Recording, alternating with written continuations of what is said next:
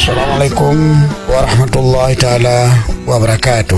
Suksesnya pelaksanaan MTQ Aceh yang ke-34 di Kabupaten Pidi adalah tanggung jawab kita bersama.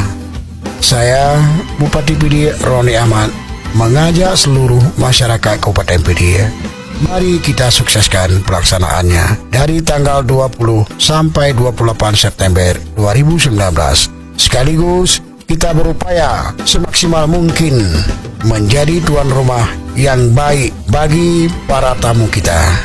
Selain itu, kita juga berupaya keras pelaksanaan MTQ Aceh yang ke-34 di Kabupaten Pidi menjadi MTQ yang benar-benar objektif dan adil dalam penilaian, sehingga akan melahirkan generasi Qurani yang mampu berkiprah di tingkat nasional bahkan internasional. Sukses MTQ adalah keberhasilan kita semua. Amin ya rabbal alamin. Assalamualaikum warahmatullahi taala